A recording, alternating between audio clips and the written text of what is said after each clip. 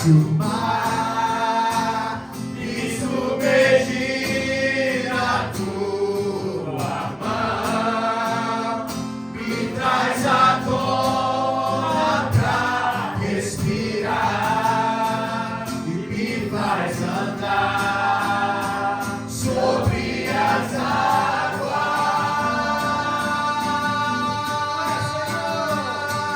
Tu és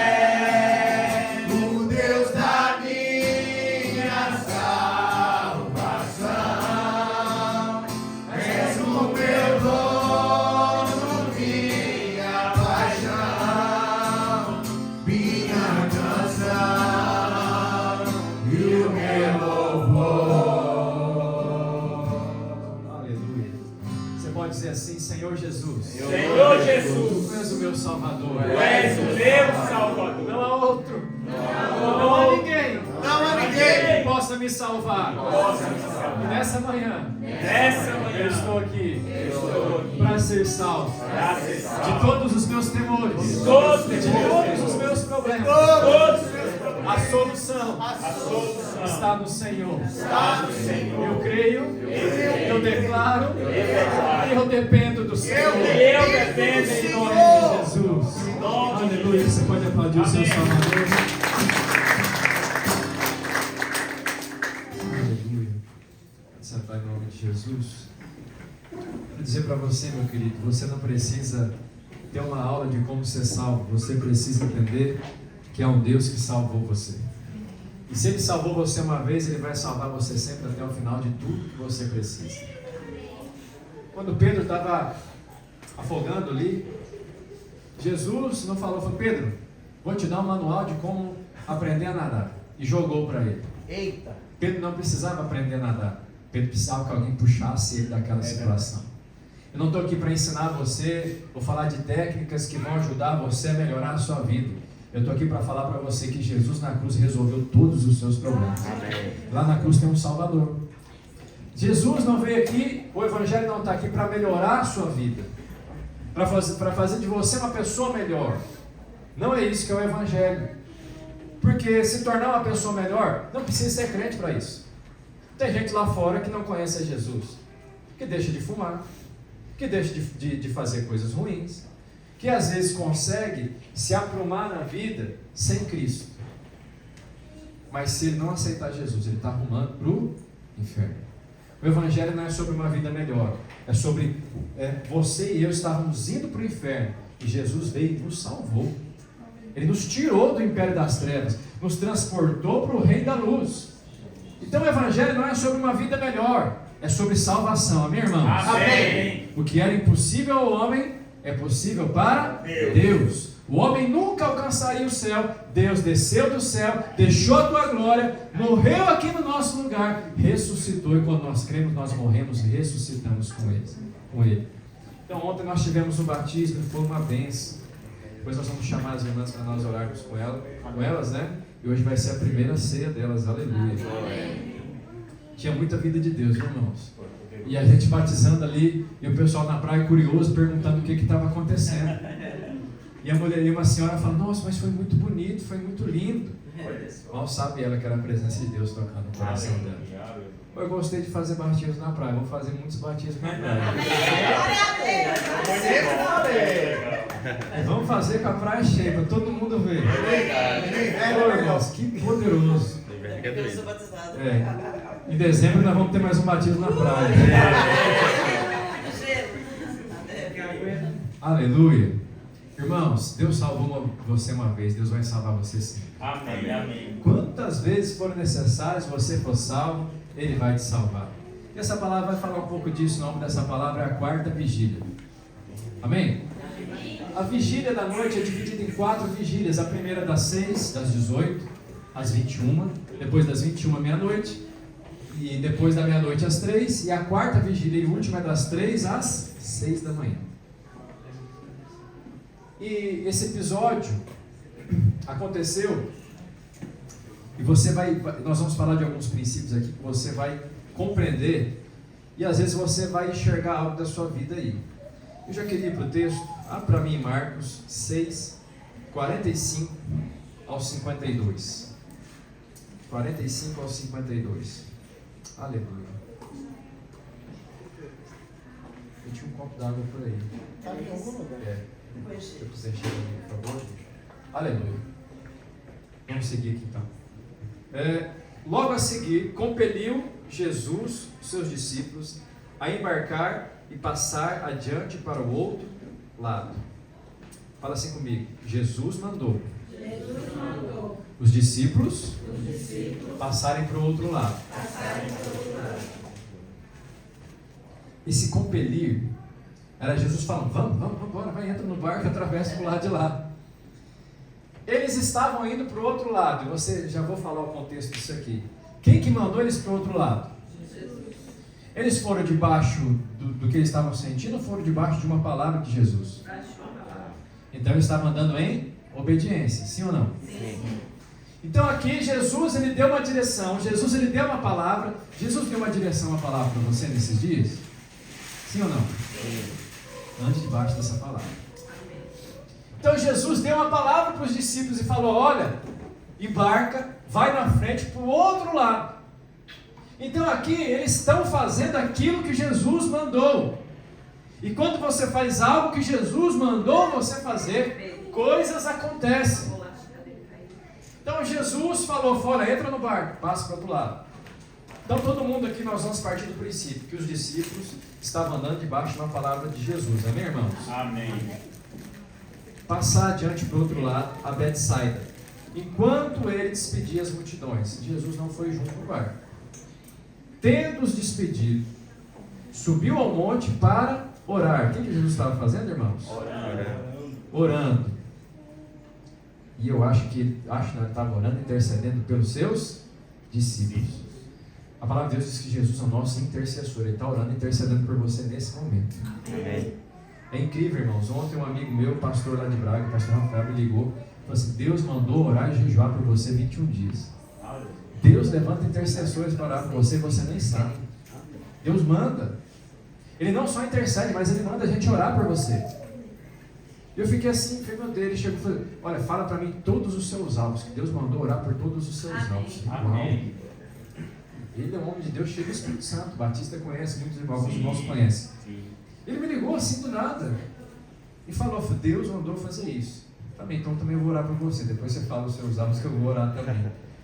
Mas foi algo assim interessante, porque Jesus está sempre intercedendo por você. Então Jesus subiu ao monte para orar. Ao cair da tarde estava o barco no meio do mar.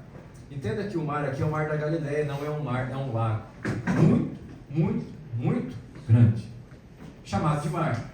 Ele estava ali, no meio do mar, e ele, Jesus, sozinho em terra, vendo-os em dificuldade. Está aí? Sim. Fala assim comigo, Jesus estava vendo. Ele estava passando por dificuldades. E Jesus estava vendo. Eu não sei que luta você tem passado, mas Jesus está vendo.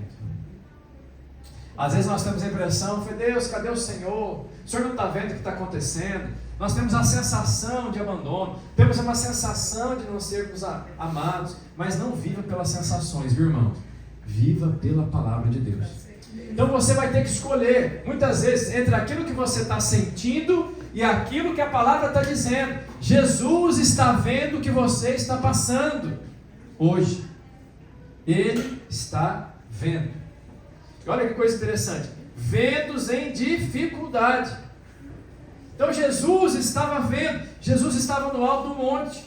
E lá do monte onde Jesus estava vendo tudo o que estava acontecendo. E a vista dele era privilegiada. Ele tinha uma visão ampla. Muitas vezes nós só enxergamos o que está na nossa frente. Deus, ele enxerga todas as coisas. Ele está vendo o começo, ele está vendo o meio, ele está vendo o final de todas as coisas. Amém. Porque ele tem uma visão de cima. Lembra que nós estávamos compartilhando algo interessante sobre a palavra de domingo na célula? E um dos irmãos, a gente estava falando, né? Quando o povo de Deus olhava para o gigante, como é que eles olhavam? Eles olhavam assim ou eles olhavam assim para cima? Porque o gigante era maior do que eles, sim ou não? Sim. Mas quando Deus olhava para o gigante, que tamanho que era o gigante? Microscópico. E aí, os nossos olhos A nossa atenção deve estar focada no gigante ou em Deus? Em Deus. No Senhor. E quando você foca e alinha sua visão com o Senhor, você vai enxergar como Ele enxerga. E o gigante também para você vai ser algo pequeno. Então, Jesus tinha uma visão privilegiada. Ele estava vendo eles na dificuldade, a remar. Porque o vento lhes era contrário. Fala assim comigo. O vento era contrário. Espera aí. Lembra que eles estavam obedecendo a palavra de Jesus? O que aconteceu? O vento ficou contrário. Quando você está seguindo a palavra de Jesus, muitas vezes o vento vai ficar contrário. Olha que coisa interessante. Vento contrário. Por volta da 4ª vigília da noite. Fala comigo, 4ª vigília da noite. Eita, o dia está quase raiando, hein? Choro pode durar uma noite, mas a alegria vem pela manhã. Amém. Veio ter com eles andando por sobre o mar e queria tomar-lhes a dianteira. Eles, porém, vendo andar sobre o mar, pensaram, tá ruim, agora piorou porque tem um fantasma andando sobre as águas. Agora tem assombração. Pensaram tratar-se de um fantasma e gritaram. Como é que você acha que eles gritaram? Desespero. Pois todos ficaram aterrados. Você sabe o que é aterrado? Aterrorizado, com medo, batedeira no coração, suadeira na mão. Todos ficaram aterrados à vista dele, mas logo lhes falou e disse: tende bom ânimo. Essa palavra para você, viu, meu irmão? Amém. Minha irmã. Amém. Tende bom ânimo. Amém. Sou eu. Sou eu. Não temais. Então o Senhor sempre vem acalmar o nosso coração e falar para você: tem bom ânimo, sou eu que estou aqui. Eu estou vendo o que está acontecendo. Não tenha medo. Não tenha medo. No mundo tereis aflições, mas tenha bom. Eu venci o mundo. Aleluia. E subiu para o barco para estar com eles. E o vento cessou. O vento cessou. Ficaram entre si atônitos, porque não haviam compreendido o milagre dos pães. Antes, seu coração estava endurecido. Endurecido. Então eles não entendiam, ou não tinham revelação do que estava acontecendo, porque o coração estava endurecido. Endurecido. Deus criou eu e você com livre-arbítrio, sim ou não? Sim. Tem uns que escolhem umas coisas estranhas. Tem uns irmãos... Não, deixa eu falar. Eu estou pegando demais no pé dos flamenguistas ultimamente, então não vou falar mais. Torcendo pro Corinthians, né? Esse aí é pior ainda, né? Agora Deus criou o homem com livre-arbítrio, com livre escolha. E você tem o direito e o dever de fazer escolhas. Talvez hoje você tenha que fazer uma escolha difícil de você tomar, mas Deus vai te dar a direção. Mas nós temos que fazer escolhas. E não precisa ir muito longe para entender que o homem, o ser humano, tem dificuldade de fazer boas escolhas. Vira e mexe, fazemos escolhas precipitadas, escolhas que não são boas, escolhas que não condizem com a nossa identidade em Cristo. Fazemos escolhas. E você não precisa olhar muito longe para constatar isso. Basta olhar para a sua própria vida. Nós fizemos e às vezes fazemos escolhas que são ruins. E aí nós colhemos consequências de escolhas que são ruins. Oh Deus. Não dá para competir não. Quantas coisas nós temos colhido por escolhas erradas que nós fizemos. Mas acredite, Deus tirou o coração de pedra e colocou um coração novo em você. E esse coração é um coração sábio que te ajuda a fazer escolha certa. Ontem, as irmãs se batizaram, escolheram se batizar. E na verdade não foi elas que escolheram Jesus, Jesus escolheu, mas elas tiveram que dar uma resposta. Sabe, ao longo da minha caminhada cristã, faz 13 anos que eu me batizei agora, no dia 7 de julho. A coisa que eu mais escuto as pessoas falando: pastor, eu não estou preparado ou pronto para batizar. O que está implícito nessa fala? Jesus, fica aí. Eu vou me consertar sozinho. Vou melhorar. E quando eu melhorar, aí sim eu vou batizar. Vou estar pronto. Pergunto para você: alguém está pronto para se batizar? Ninguém. Alguém é salvo por se comportar bem? Não. Você é salvo pela fé, pela graça, mediante a... O batismo é a mesma coisa. Você é salvo, você se batiza agora pela graça. O dia que você decidir se ficar pronto, o que você está falando? Foi: Jesus, fica aí, eu resolvo. E aí o dia que eu merecer, eu vou batizar. Nunca vai merecer, nunca vai estar pronto se pensar dessa maneira. Porque você está excluindo Jesus da sua vida e tentando um auto-melhoramento. Porque foi ensinado em muitos lugares, por muitos anos, que você tem que melhorar primeiro, para depois Deus fazer algo na sua vida. Isso não é evangelho. Isso é evangelho, é eu no centro, é eu tenho que fazer, eu tenho que melhorar. E depois que eu melhorar, porque eu tenho que dar uma ajuda para Jesus, porque a obra dele não foi perfeita. Então eu tenho que ajudá-lo nesse processo. E aí eu vou ajudar e falar: Jesus, te ajudei, agora eu estou pronto. Faz sentido isso, irmãos? O intuito é o seguinte: é você entender que a vida cristã é uma vida de colaboração. O Espírito Santo é o nosso ajudador, o Paracletos, o Consolador. Fala assim comigo: o Espírito Santo é o ajudador. É o ajudador. Então eu trabalho em conjunto. Eu trabalho junto com Ele. Então eu não estou nunca preparado para nada. Eu vou com Ele e Ele me prepara, e Ele me justifica, e Ele me conduz, e Ele me leva, e Ele faz na minha vida, e eu preciso dEle. Agora, se eu quiser fazer algo sem precisar dEle, isso não é evangelho. Então as pessoas têm que entender o seguinte: ninguém está pronto para se batizar por si próprio. Porque o batismo é você declarar sua insuficiência, de você conseguir andar sozinho. É você falar: Deus, eu não consigo andar sozinho, eu preciso do Senhor, me ajuda. E aí você fala: eu estou pronto, porque eu estou pronto para ser ajudado pelo Senhor, ser conduzido por Ele. Você vai falar isso publicamente. E esse falar publicamente é um testemunho que você vai dar diante das pessoas. Você vai falar: eu sou incapaz de viver sozinho, e agora eu vou viver uma vida juntamente com Deus, porque eu creio que Ele vai me guiar. Aquele que me salvou está me conduzindo às águas, aquele que vai me levantar das águas vai me conduzir à vida cristã até o final de todas as coisas. Toda a honra e toda a glória sejam dadas ao Senhor que me conduz. Amém? Eu quero pregar um tempo só sobre batismo, porque tem que cair essa falácia por terra, porque infelizmente muita gente ainda acredita nisso. Mas falando em escolha certa, e qual que é a primeira escolha que você e eu temos que fazer? Fala assim comigo: ouvir o Senhor. Fala para o seu amigo do lado: ouvir o Senhor. Ouvir o Senhor. Fala para o seu amigo: ouça o Senhor. Ouça o Senhor. Quem que nós temos que ouvir Jesus? Vá para mim, Mateus 17:5. Mateus 17:5. O Pai vai falar algo interessante. Estava ali Jesus, Pedro, Tiago e João no barquinho. Estava no monte. Estavam ali Moisés e Elias.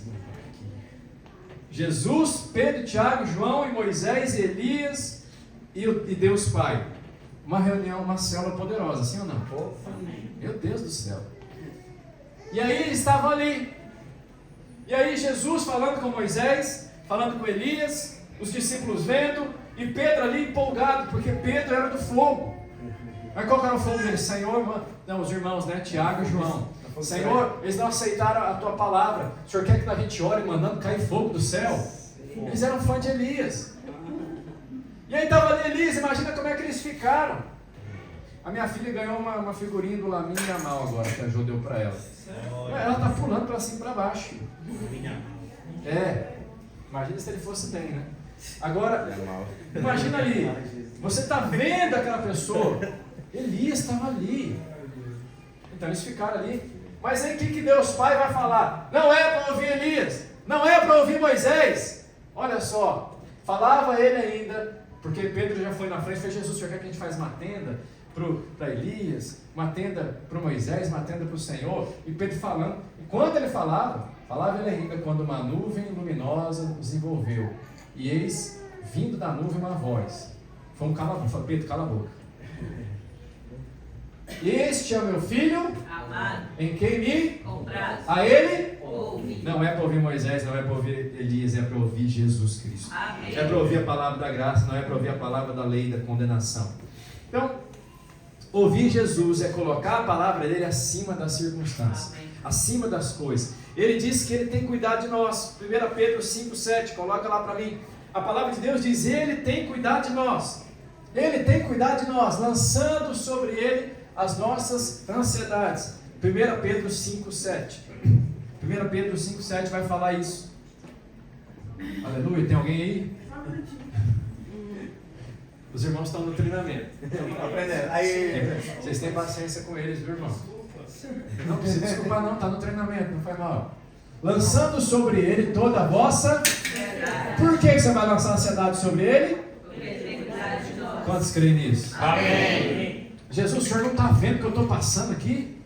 Lançando sobre ele a vossa? Porque ele... Quem que está cuidando de você? O Deus Todo-Poderoso está cuidando de você. Pergunto para você, quem cuida melhor de você, você ou ele? Ele. Então lança sobre ele a sua ansiedade, porque ele tem cuidado de você. Mas Jesus, eu não estou vendo o seu cuidado. Mas Jesus fala, eu estou vendo você passar por dificuldade. Não se preocupe, Deus não se atrasa e Deus não chega adiantado. Deus chega na hora certa. Por que que Deus chega na hora que Ele chega? Porque a hora dele talvez é diferente da minha. Eu queria que Deus fizesse as coisas do meu jeito. Até que o dia que eu comecei a entender o Evangelho. Não é Jesus que tem que ser igual ao André, o André que tem que ser igual a Jesus. Amém. Não é no tempo do André, é no tempo de Jesus. Aí eu posso bater, posso bater a perna, posso espenhar, posso fazer birra. Posso ficar bravo com todo mundo. E achar que a minha birra vai convencer o Senhor. Não vai. Não vai. Eu não estou diminuindo aquilo que nós estamos passando, porque eu também passo por luta. Mas Deus tem o tempo dele. E o tempo dele não é o seu tempo. E se o tempo de Deus, o kairos de Deus ainda não entrou na sua situação, fique tranquilo, Ele está vendo. E se Ele está vendo, Ele sabe o que é melhor para você. Aleluia. O texto que nós falamos no começo, sobre Jesus andar ali sobre as águas, e ter com os discípulos, e encontrar com eles, fala de algumas coisas interessantes que aconteceram ali, e algo muito poderoso. Fala do cuidado de Deus para com os seus discípulos. Deus cuida dos seus discípulos. Fala para o seu irmão, Deus está cuidando de você. Mesmo que você não esteja percebendo isso. E nos ensina algumas coisas, não vou me aprofundar muito nisso. Primeira coisa que ele ensina: Deus age no tempo certo. Segundo, novas experiências acontecem durante ou depois das tribulações. Poder do Senhor sobre o vento contrário. E por fim, o propósito eterno de Deus em tornar-se um com você e comigo. Tudo isso aconteceu durante esse episódio. Nós vamos ver algumas coisas. Qual que era o contexto dessa situação? Jesus tinha mandado os discípulos pregar de 2 em 2, irmãos, lembram?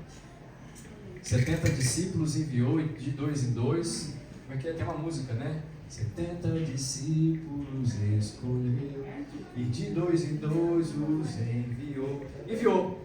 E aí eles foram lá, milagres, sinais acontecendo, eles voltaram cheios de alegria, né? E aí estava aquela situação. Quando eles voltaram, Jesus falou para eles: vamos fazer o seguinte, vamos para um lugar deserto descansar, vamos ter um tempo de descanso junto, de comunhão. Só que a informação vazou, alguém contou. Quando eles estavam indo para descansar num lugar deserto, só que quando eles chegam nesse lugar deserto, estava cheio de gente, havia uma multidão esperando eles. Eles foram lá para descansar, para ter um tempo, Jesus e os 12. Mas a informação que Jesus ia para lá chegou primeiro. Quando chegaram lá, tinha uma multidão muito grande. E Jesus teve compaixão, começou a ministrar, começou a orar, curar os enfermos. Mas teve um momento interessante que teve uma multiplicação de pães e de peixes. Né? Teve aquela situação, tinha muita gente, e aí os discípulos de Jesus, despede o povo porque está ficando tarde, não tem padaria aqui para comprar pão, para esse pessoal. Fala, dei vocês de comer para eles. E aí ele fala, mas como? Eu não tenho dinheiro para fazer isso. E aí chega um menino, dá aqueles 5 pães, 2 peixinhos, os irmãos lembram disso? Amém. E ali um grande poder de Deus na multiplicação. Jesus, ele não faz uma grande oração, ele só agradece. Porque a gratidão tem poder de multiplicar aquilo que Deus coloca na sua mão. E aí no final do dia, o milagre da multiplicação, quando Jesus terminou, o que ele falou para os discípulos? Entre no barco, vão na frente para Betsaida, que fica do outro lado. Então lá eles iam descansar. Eles estavam indo para um lugar de descanso. Porque era o propósito inicial de Jesus. Eles queriam descansar, não conseguiram. E aí os discípulos entraram, seguiram aquilo que Jesus falou. E aí Jesus foi orar, foi no monte orar, estava lá. Já devia ser muito tarde da noite quando eles saíram de lá. E Jesus foi para o monte orar. E aí começou uma tempestade. Eu quero falar dos ventos contrários. Alguém já passou por experiência de vento contrário aqui?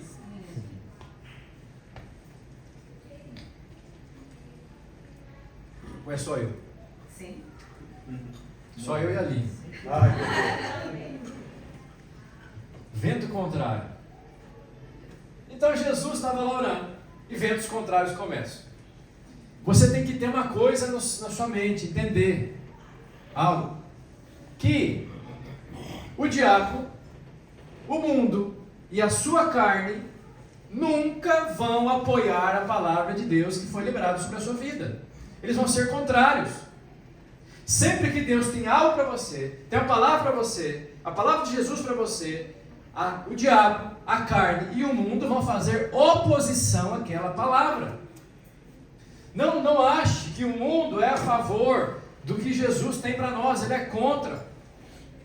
E esses dias eu vi até um canal de televisão muito famoso do Brasil, o maior do Brasil, um dos maiores do mundo, você sabe que é a Rede Globo, fazendo lá eles sempre são a favor daquelas coisas malignas, e começaram a fazer chacota com aquilo que era maligno, que eles mesmos implantaram.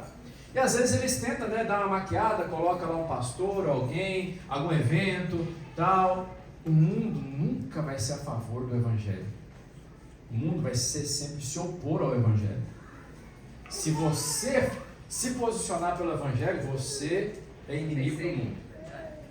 Você é um alvo, você está com um alvo nas suas costas, enorme. Graças a Deus que o Senhor, que maior é aquele que está em você do que aquele que está no mundo. Mas esses 3 inimigos, fala assim comigo: o diabo, o mundo e a minha carne jamais vão apoiar a palavra de Deus. Amém, irmãos? Isso tem que ficar claro para você. Quando Jesus tem uma palavra, tem uma direção para você, esses 3 inimigos vão se opor.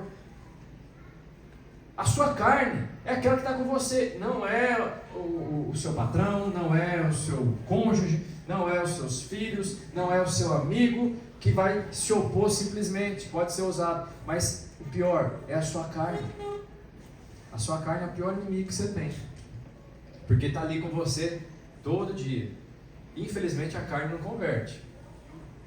A minha carne é igual a carne do Hitler, do Bin Laden, de qualquer cara que tem por aí. Se eu deixar fluir esse lado da carne, mesmo sendo filho de Deus, irmãos, posso fazer coisas terríveis. Aí o que a palavra de Deus fala, né? O Espírito Santo fala através de Paulo: não vos embriagueis com vinho. Você já viu alguém embriagado? A pessoa embriagada ela é distraída. Você pode roubar ela facilmente. Né? Há muitos casos que eu tenho ouvido falar de abuso de mulheres que estavam embriagadas. O cara do Uber, esses dias, semana passada, violou uma moça. Estava voltando de uma festa. Porque a pessoa, quando ela está embriagada, ela está distraída, ela está vulnerável. E a palavra de Deus diz: não vos embriagueis. E aí as pessoas falam: não pode tomar vinho. Não é questão do vinho. Embriaguez é qualquer coisa que tira o controle de você e deixa você distraído e vulnerável. Não é só bebida. Porque as pessoas falam, não pode beber. Mas aí tá embriagada com internet, está embriagada com outras coisas, está embriagada com um monte de coisa. Então a palavra de Deus fala, não vos embriagueis, não ande distraído. Fala para o seu irmão, acorda aí, não fica distraído não. Não se embriaga com as coisas desse mundo, no qual há dissolução. Você sabe o que é dissolução? Algo que é dissolvido, que é destruído, que é diluído. Eu tinha o costume de comprar suco de caixinha, de manga, e eu diluía com água. Aí um dia eu vi o meu pastor pregando assim, fora, pastor Rogério. Falei, irmãos, você já foi na casa daquela pessoa que é mão de vaca, que é miserável? Até o suco dela é diluído. Eu falei, meu Deus do céu. Nunca mais eu diluí o suco. Eu falei, isso não é pra mim. Eu vou tomar um suco concentrado. Você for na minha casa, até o suco de laranja eu não coloco água mais. Amém. Toma fazer careta. Ô, irmão, pelo amor de Deus, que paulada foi essa? Mas algo diluído, ele perde a força. Algo diluído perde o sabor, perde o gosto, perde o poder. Então muitas vezes o poder de Deus ele pode ser diluído na sua vida porque você está distraído. Não é que falta poder, falta foco. Não é que falta fluir da unção, falta direcionamento. Não é que falta mover de Deus, falta você olhar para a direção certa. E quando você olha para a direção certa, você fica cheio do Espírito Santo, e cheio do Espírito Santo falando. Aleluia. Amém? Então esse crente calado é crente diluído. É verdade, pastor. Inventei agora.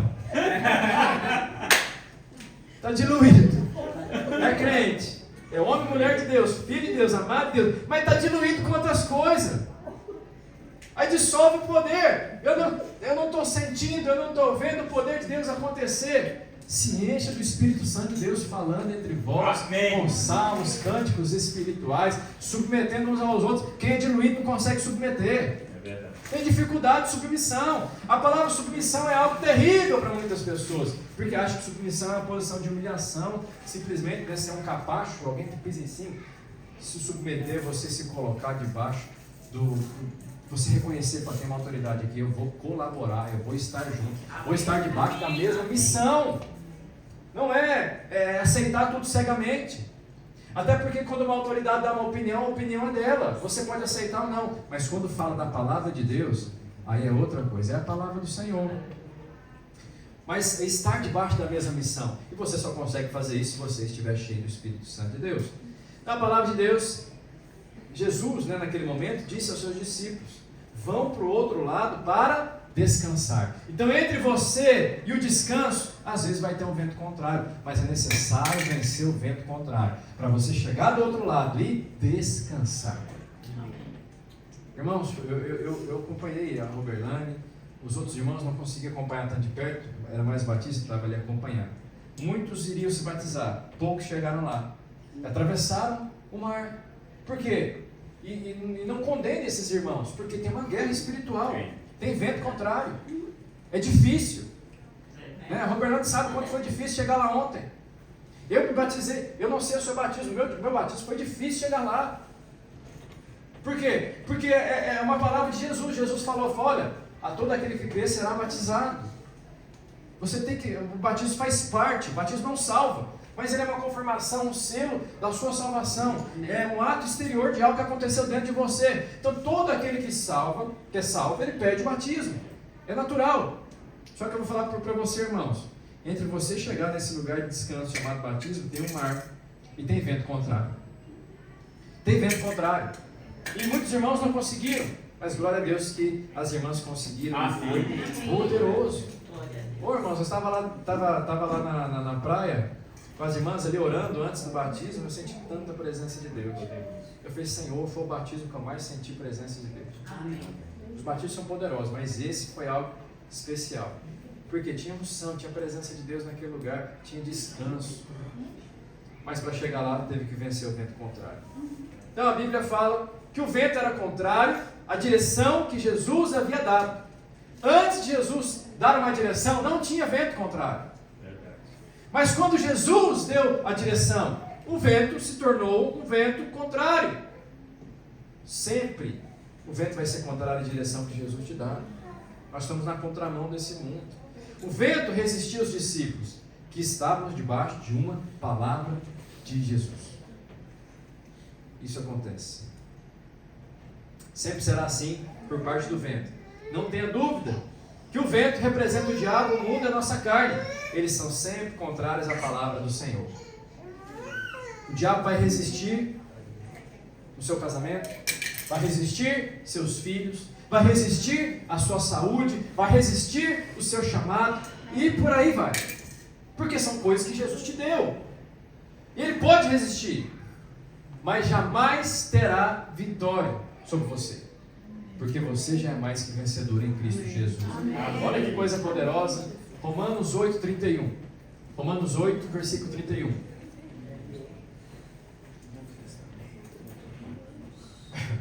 Romanos 8, 31. Aleluia. Vamos ler junto? 3. 1, 2, 3. Que diremos, pois, à vista dessas coisas? Se Deus é por nós, quem será contra nós? Diga aleluia. Aleluia. Se Deus é por você, quem será contra você?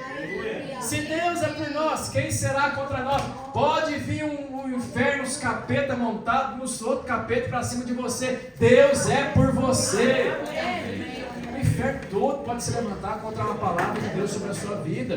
Deus é por você. Se Deus é por você, quem será contra você? É Deus quem me justifica. Se Ele não poupou o seu próprio Filho, não nos dará juntamente com Ele todas as outras coisas. Aleluia. Jesus sempre acompanha você. Jesus, Ele nunca fala para você fazer algo e larga você sozinho para fazer aquilo. Deus, quando tira você de um lugar e vai levar você para o outro, Ele vai junto com você. E Ele mostra a direção. Deus não larga você. Quando Deus tirou o povo do Egito, Deus simplesmente não só tirou. Deus tirou e falou, vocês vão para um lugar que manda leite e mel, para a terra prometida, para Canaã. Então quando Deus tira você, Ele direciona para onde você tem que ir. E Deus tirou o povo. E Deus foi junto com o povo. Ele se manifestava numa nuvem durante o dia e no coluna de fogo durante a noite. Porque Ele estava junto. Às vezes nós nos sentimos sozinhos. Às vezes nós nos sentimos abandonados. Às vezes nós temos a visão do profeta. O profeta vai lá e entra na caverna. E fala o quê? Estou sozinho. Todo mundo desviou. Todo mundo quer me matar. Só sobrou eu. E agora, Jesus? Coitadinho de mim, eu estou sozinho aqui, ninguém me ajuda, ninguém me entende, ninguém me compreende. Essa era a visão do profeta da caverna. Mas a caverna é um lugar escuro, limitado. E o que Deus fala para o profeta, para Elias? Sai da caverna. Sai da caverna. E a visão de Deus não é a visão de caverna, é a visão de monte. Quando você está no monte, você tem uma visão ampla das coisas, você consegue enxergar com clareza a realidade. E aí Deus fala o seguinte... Fica tranquilo, você não está sozinho não. Tem 7.000 que eu guardei lá e está lá. E outra coisa, que aí é por minha conta, comentário bíblico do André. Você está falando que o povo está desviado? Você acabou de fazer cair fogo do céu, o povo se voltou para Deus falando só o Senhor é Deus. Ninguém abandonou, todo mundo retornou. Olha só o que ele estava pensando. E não é todo mundo que quer te matar, não. É só uma endemoniada que quer matar você, a Jezabel. E eu já decretei o final dela. Ela vai morrer, vai ser lambida o sangue dela pelos cachorros. E foi o que aconteceu. Ela morreu. E Elias? Elias foi levado pelo Senhor. Amém. Nós somos a geração de Elias que vai ser levado pelo Senhor. Amém.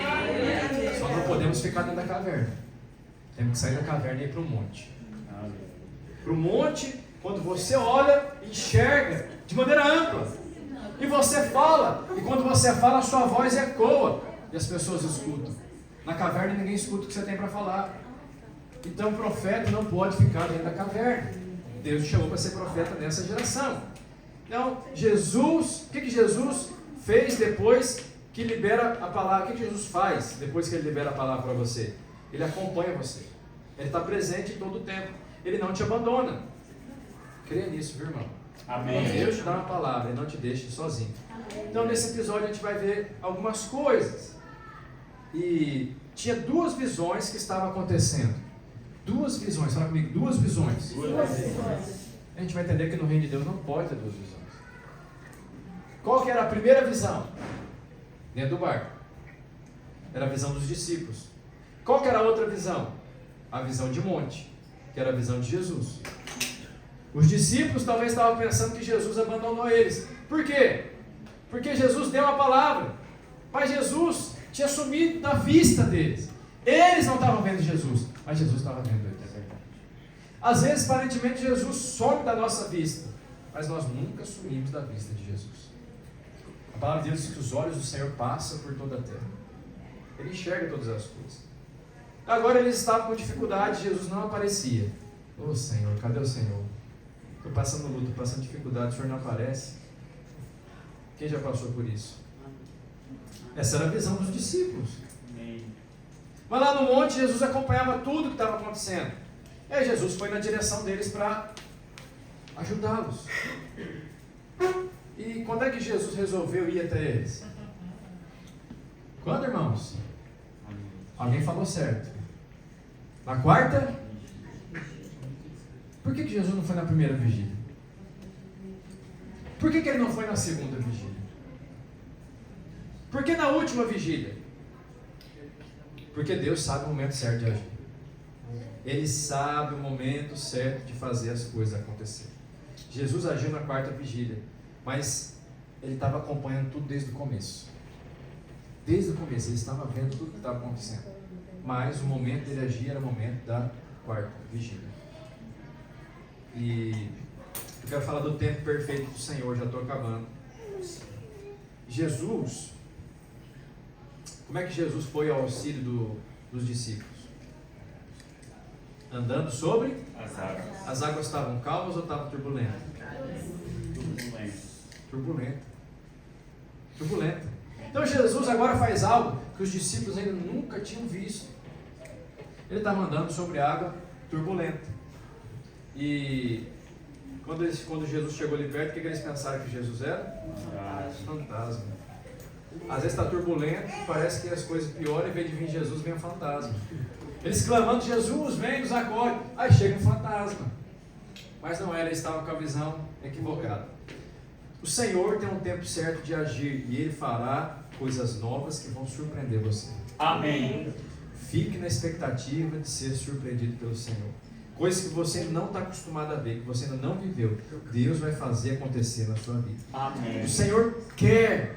E a palavra diz que aquele ao vencedor darei de comer de maná escondido. Há uma nova comida do Senhor para você. Há uma nova revelação. Vai explodir no seu coração nesses dias. E Ele é aquele que dá a chave de Davi. A chave de Davi que abre portas.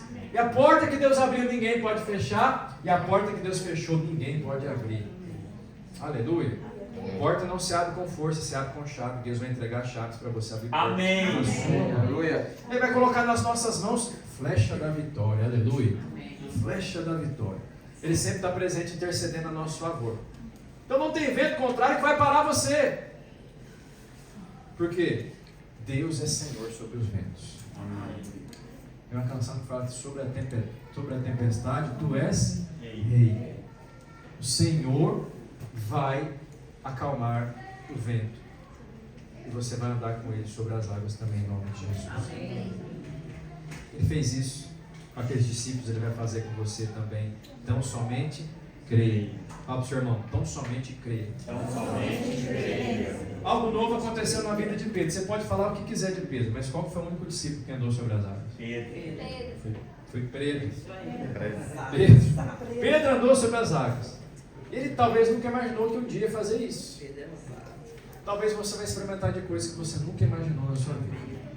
Não sei se você vai andar sobre as águas igual Pedro andou, literalmente. Mas talvez, Ô Senhor.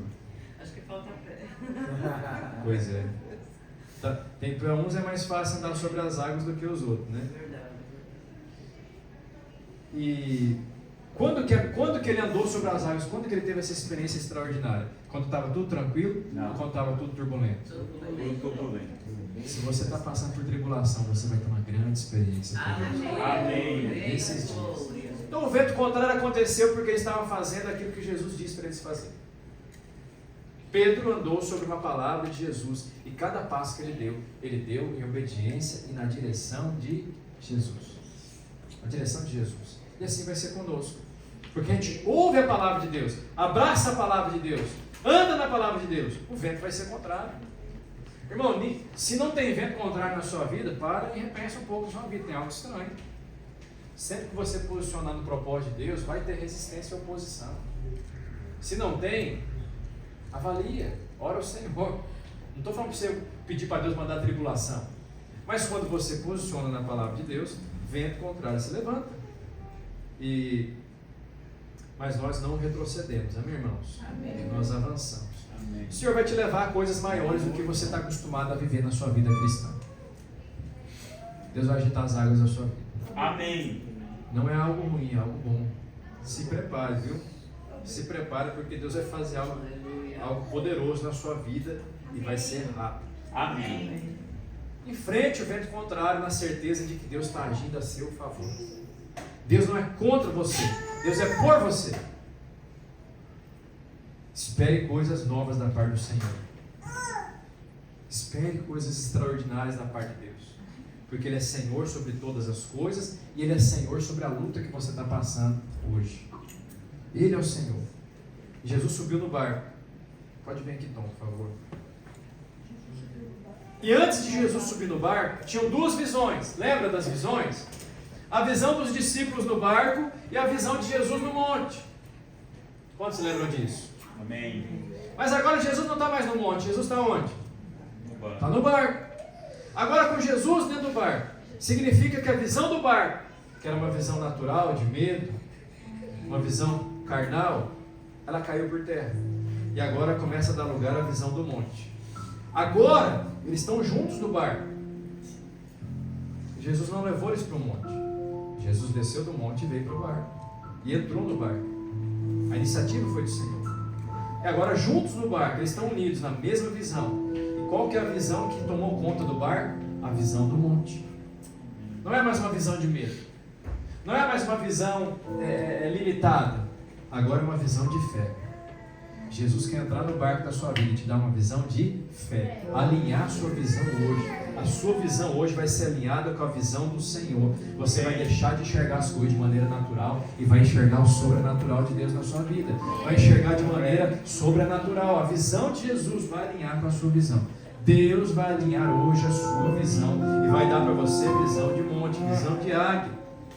Em outras palavras, agora os discípulos começaram a enxergar como Jesus enxergava. Não tinha duas visões de reino, e só havia uma agora. E o vento cessou. Tudo isso aconteceu para que Jesus e os seus discípulos pudessem ter uma só visão, um só pensamento, um só sentimento, uma só vontade. Isso se chama unidade. Aqueles ventos produziram então unidade. Agora eles começaram a ver como Jesus vê, sentir como Jesus sente e ter a vontade que Jesus tem. E é isso que Deus quer fazer na nossa vida hoje. Alinhar os nossos pensamentos, sentimentos e vontade com os pensamentos, sentimentos e vontade de Deus. Aleluia. Unidade comigo, unidade com você. Deus deseja isso de nós. Se as tribulações que você está passando produzirem isso, glória a Deus. Aleluia. Louvado seja o nome do Senhor. Amém. Vamos ficar de pé em nome de Jesus. Quarta vigília. Talvez você está na quarta vigília. Está na quarta mesmo. A quarta vigília é o momento que parece que as coisas vão dar tudo errado. Eu lembro que o pastor Tomás, ele comprou um apartamento lá em Faro e ele alugou por um tempo e aí o homem deu um prazo até dia X. Os irmãos podem chamar a Glaucia, por favor, que ela já está descendo. Olha pro lado. E aí ele estava lá e aí até dia X ele tinha que entregar o dinheiro, porque ele deu entrada, ele deu muito dinheiro de uma entrada, mas ele precisava agora de um financiamento para pagar o restante do apartamento. E estava chegando a data e o banco não liberava, e o banco recusava crédito, não dava certo, as coisas não aconteciam. E ele já tinha dado uma quantia considerável do apartamento. Eu lembro que ele falava assim, estou na quarta vigília. Estou na quarta vigília, porque está chegando o dia de terminar o pagamento. Se eu não pagar até esse dia, eu vou perder tudo que eu tenho e vou ter que sair do apartamento, vou morar na rua. É uma situação fácil ou uma situação difícil? Difícil. A perspectiva natural não tinha como acontecer. Naturalmente falando, ia chegar a data, ele ia entregar o apartamento, ia perder o dinheiro investido e ia para a rua. E aí, ele chegava, quando alguém perguntava, às vezes ele ia no supermercado, comprava alguma coisa, a mulher do caixa, só isso, senhor? Estou precisando de 100 mil euros. Às vezes perguntava, pastor, está tudo bem, precisa de alguma coisa? Preciso de 100 mil euros. Ele ficava bem, preciso disso, e orava. Eu lembro que ele estava na quarta vigília. Aí acho que era sexta-feira, na segunda-feira ele tinha que entregar o apartamento ou levar o dinheiro e consumar a compra. O cara da imobiliária ligou e falou, segunda-feira você tem que entregar o apartamento. Não vou entregar o apartamento, vou entregar para você o valor. Ele falou. A filha dele na altura trabalhava num trabalho temporário. E ela foi no banco. Vou tentar. E foi. Chegou segunda-feira, o dia de entregar o apartamento. Aí o homem ligou para ele e falou, estou indo aí à tarde, estou indo aí agora para pegar o apartamento. Ele falou, vem à tarde que à tarde eu vou te dar o dinheiro. Mas ele não tinha nada. Está na quarta vigília.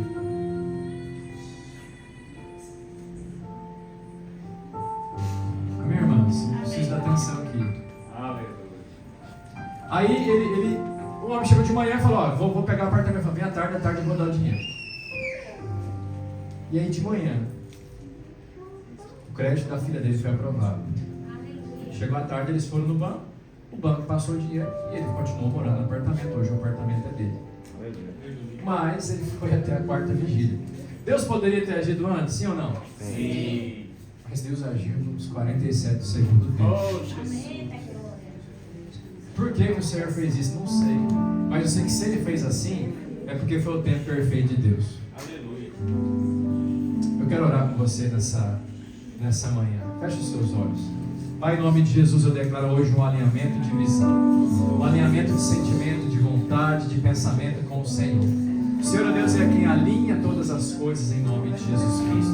Deus, eu declaro agora visão alinhada com a visão de Jesus. Toda visão carnal, natural, ó Deus, toda visão limitada, eu cancelo agora em nome de Jesus e eu declaro, ó Deus, nós vamos enxergar como o Senhor enxerga, vamos pensar como o Senhor pensa, vamos agir como o Senhor age, falar como o Senhor fala, Senhor Deus, sentir o que o Senhor sente e fazer aquilo que o Senhor faz em nome de Jesus. Espírito Santo de Deus, libera agora uma unção de visão espiritual sobre nós como igreja em nome de Jesus. Nos livra, ó Deus, de olhar, ó Deus, de maneira limitada e nos leva a ter visão dos montes em nome de Jesus. Em nome de Jesus, vamos cantar essa canção em nome de Jesus. Oh Espírito Santo, aleluia. Se o trovão e o mar fervendo vem sobre a tempestade,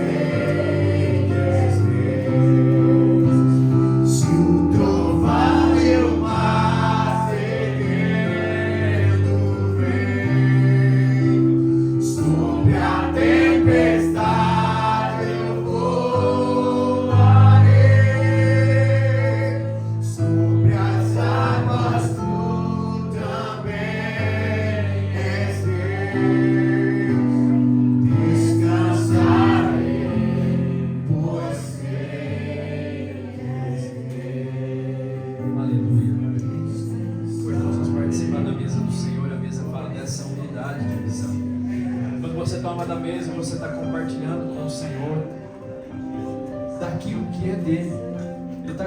É um privilégio, irmãos, Deus compartilhar com a gente aquilo que Ele está fazendo. Amém? Eu queria chamar as duas irmãs que se batizaram ontem, a Maria Gabriela e a Roberlane. Aleluia, nós vamos orar por elas em nome de Jesus. Glória a Deus. Pode vir aqui em cima. Aleluia. Glória a Deus. Amém. Batista, vem cá. Nós vamos orar aqui pelas nossas irmãs. Eu queria que você estendesse a sua mão e liberasse uma palavra de bênção sobre a vida delas em nome do Senhor Jesus. Amém? Porque o Senhor tem algo poderoso para fazer para nós. Batismo foi um passo importante, foi o próximo nível daquilo que o Senhor tem para fazer na vida delas. E pela unção que o Senhor liberou ontem no dia do batismo, eu creio que Deus tem algo poderoso para fazer através da vida dessas irmãs. Amém. Amém. Libera uma palavra de bênção, Pai. Nós abençoamos a vida dessas irmãs, a vida da Roberlane, da Maria Gabriela. Declaramos a Deus, o Senhor as chamou, as escolheu, as guardou. Seu Deus tem sustentado. O Senhor é quem sustenta, o Senhor é quem salva, o Senhor é quem a Deus tem salvado todos os dias, para um propósito.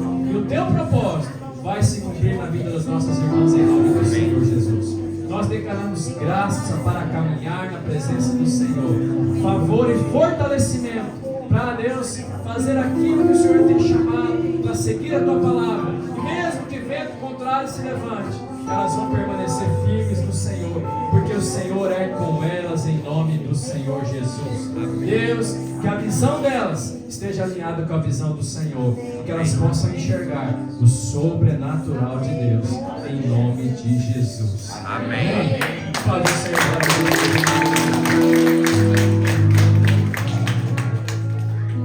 Amém. Eu preciso de dois irmãos para se erguer assim. Pode ser. Pode ir.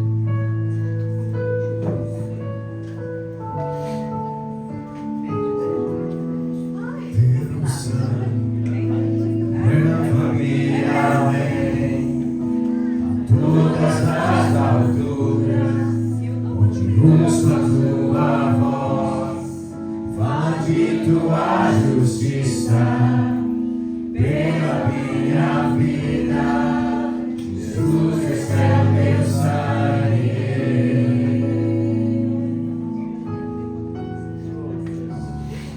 Tua cruz mostra tua graça, fala do amor do Pai, que prepara para nós o caminho para Ele, onde posso me achegar somente pelo sangue.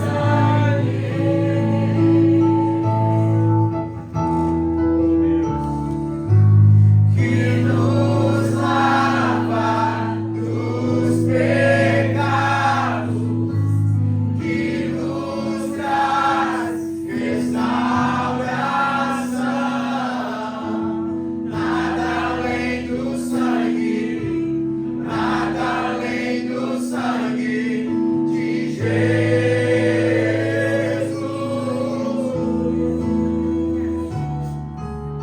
Que nos faz brancos como a neve, aceitos como amigos de Deus. Nada além do sangue, nada além do sangue de Jesus.